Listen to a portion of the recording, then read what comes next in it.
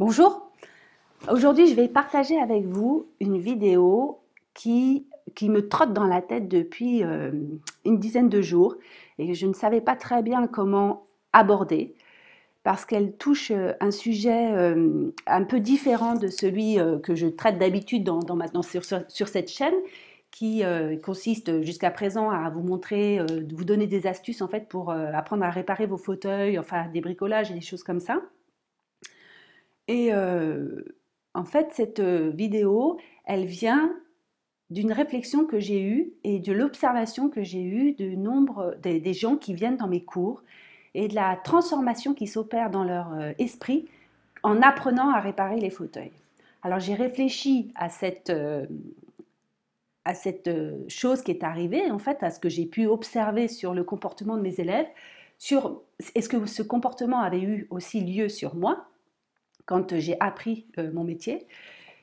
Et je crois qu'effectivement, j'ai eu apprendre à réparer les fauteuils a entraîné une réelle transformation de ma personne. Alors, je vais juste faire un point sur qui je suis. Je m'appelle, parce que vous êtes peut-être que vous ne me connaissez pas encore, je m'appelle Cécile Méret. Je suis artisan d'art, tapissier de sièges, et donc je répare les fauteuils, et notamment je suis aussi créatrice de sièges contemporains, donc j'en fabrique. J'ai donc développé un style qui est le mien et surtout des techniques en fait pour fabriquer les fauteuils comme j'avais envie de les faire après mes études à l'école des beaux-arts. Après, j'avais fait des études à l'école des beaux-arts et après cette formation aux beaux-arts, j'ai fait une formation de tapisserie de siège en reconversion professionnelle dans un centre de formation en région parisienne. Et c'était une formation qui était à l'époque très courte, qui avait duré 3 mois. Donc autant dire que j'avais pas du tout toutes les clés pour savoir comment réparer tous les fauteuils et surtout pour en faire un métier, c'était largement pas suffisant. Donc après cette formation, j'ai commencé à apprendre toute seule mon métier en faisant et faisant et faisant et réparant des tonnes et des tonnes de fauteuils, des fauteuils de mes amis ou de ma famille. Et ça a duré à peu près 1 an et demi. Je me suis fait la main comme ça sur le tas. Et un jour, en 2000, j'ai décidé que j'étais prête pour ouvrir un atelier. Donc j'ai ouvert un atelier et j'ai commencé à vendre mon métier, en fait, le métier que j'avais appris pendant ces années d'apprentissage.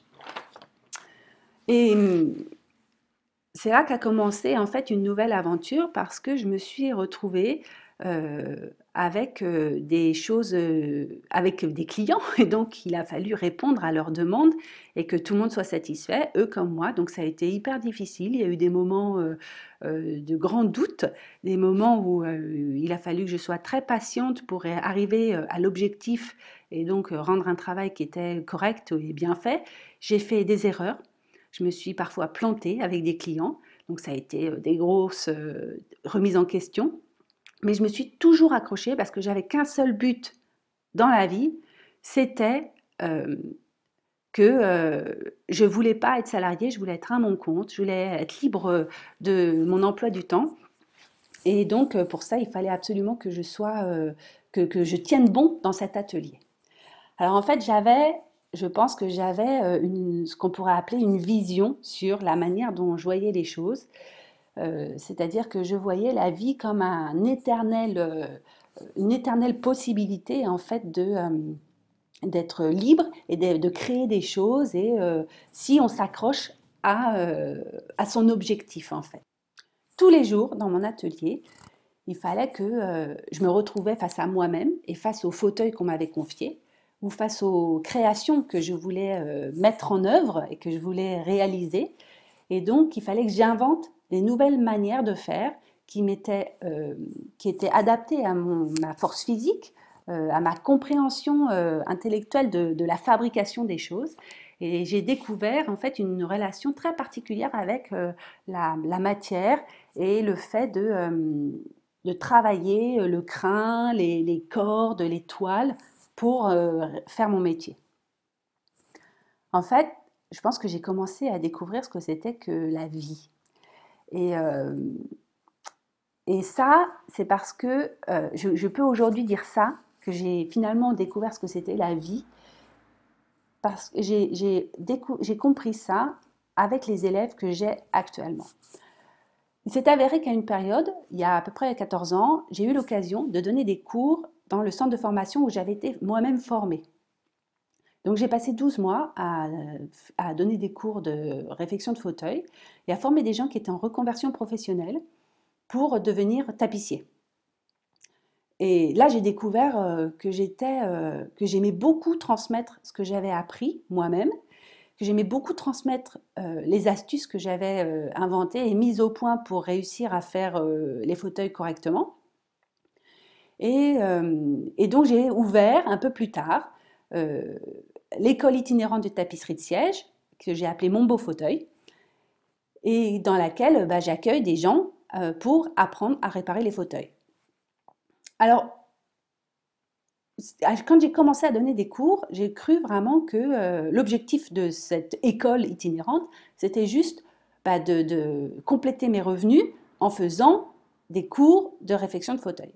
Et puis je me suis rendu compte que c'était bien autre chose qui arrivait, parce que les gens qui arrivaient dans les stages, ils venaient chercher euh, quelque chose pour s'évader en général de leur vie quotidienne. Et ils se confrontaient en fait à une technique qu'ils n'avaient pas soupçonnée aussi résistante.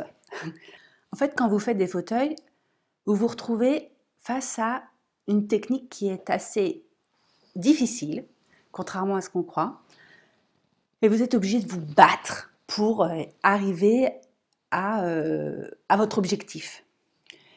Et donc, vous êtes mis à l'épreuve. C'est une vraie, parfois c'est une vraie guerre en fait qu'il faut que vous entamiez avec une guerre en fait avec vos démons, un peu, euh, un peu comme si vous aviez imaginé que c'était facile à faire et et puis que finalement c'est beaucoup plus compliqué que ce que vous aviez imaginé. Mais comme euh, vous avez décidé de commencer à faire ce cours, à réparer ce fauteuil, eh ben, il faut aller au bout coûte que coûte. Alors aujourd'hui, dans mes stages, je rencontre toutes sortes de personnes. Des gens qui sont pas forcément très bien dans leur vie professionnelle, ou alors ils ont des problèmes familiaux, ou alors ça va, le travail va bien, mais bon, ils ont quand même envie de faire un peu autre chose, de penser à autre chose, de faire des choses pour eux. Et du coup, j'ai remarqué que souvent, les cours de tapisserie permettent aux gens qui viennent me voir de découvrir une autre chose que celle qu'ils avaient imaginé faire en venant. C'est-à-dire qu'ils viennent ils ont un désir de réparer un fauteuil, et finalement ils découvrent que ça répond aussi à un besoin qu'ils avaient qui est profond, pas forcément qui est facile à dire ou à nommer, mais en tous les cas, ça révèle pratiquement à chaque fois, et chez tout le monde, euh, un bien-être et quelque chose qui est de l'ordre du dépassement de soi-même. Le dépassement de soi-même, il intervient parce qu'il faut faire, refaire, on défait parfois si c'est pas bien fait. On va donc il y a de la frustration qui va intervenir à certains moments dans la réalisation de ce fauteuil, puisqu'il y a plein d'étapes en réalité quand on fait un fauteuil. J'ai des élèves qui se sont amusés à compter qu'il y a à peu près 25 étapes, entre 25 et 30 étapes selon le type de fauteuil que l'on fait, pour aller de A à Z dans la réparation d'un fauteuil. Donc il y a à un moment donné forcément une étape avec laquelle vous allez vous trouver moins à l'aise. Mais vous allez avoir envie d'aller jusqu'au bout, et donc vous allez pouvoir vous surpasser. Et c'est là que commence à intervenir l'aspect, le côté positif en fait de cette activité, qui va bien au-delà du résultat final, parce que vous allez avoir un fauteuil à la fin qui va être fait, mais il va y avoir aussi autre chose, une espèce de satisfaction personnelle, un bien-être intérieur qui va être particulièrement marquant. Alors, en fait, ça, je crois que j'ai mis un nom dessus. je crois que ça s'appelle le fait de découvrir la vie créative. Parce que la vie créative, c'est l'art de savoir utiliser les difficultés que l'on peut rencontrer quand on fait quelque chose et d'en faire quelque chose de positif et de se dépasser pour créer quelque chose de positif dans cette difficulté. Alors, moi, c'est comme ça que je l'ai appelé, la vie créative. Et du coup, je me suis rendu compte qu'au-delà d'être simple professeur de tapisserie de siège, j'apprends maintenant en fait à réparer, j'apprends aux gens à réparer les fauteuils pour les emmener vers la vie créative. Mais en fait, en y réfléchissant, je sais qu'il est tout à fait possible de faire ça avec d'autres techniques que la tapisserie de siège. Alors, je pense qu'il faut impérativement que tout le monde réussisse à aller vers cette vie créative parce c'est enrichissant, c'est vraiment libératoire. Et donc, je vous invite à trouver quelque chose, une technique. Et en fait, l'idéal, c'est en général de fabriquer quelque chose avec ses mains. Donc, ça peut être de la céramique, ça peut être du bois, ça peut être faire de la cuisine, par exemple. On peut imaginer faire du dessin.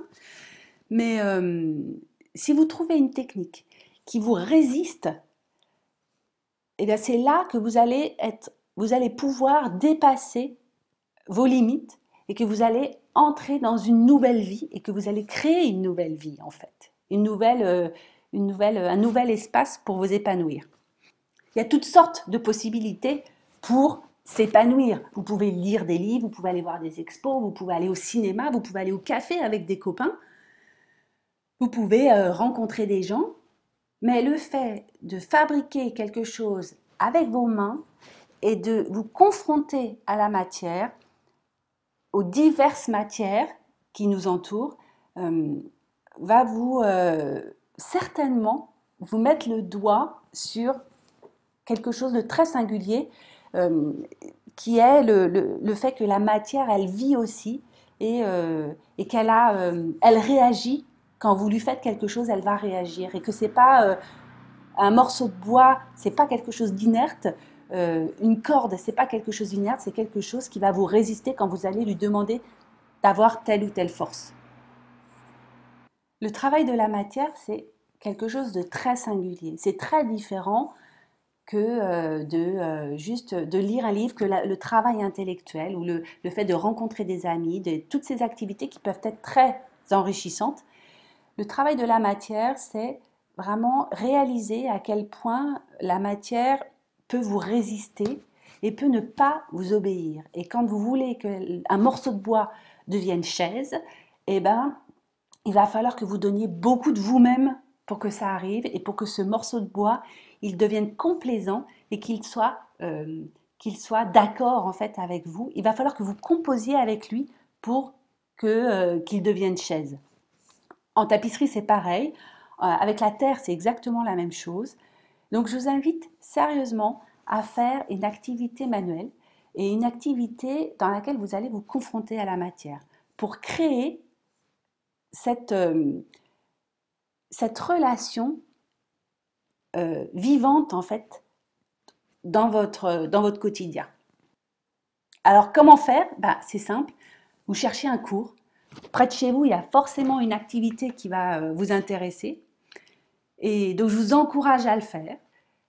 Moi, je suis spécialisée dans la réparation des fauteuils, donc je peux vous apprendre à réparer les fauteuils. Je serais ravie de le faire.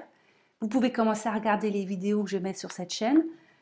Et si vous avez envie d'en savoir plus, il y a dans la vidéo le lien vers mon site de formation Mon Beau Fauteuil.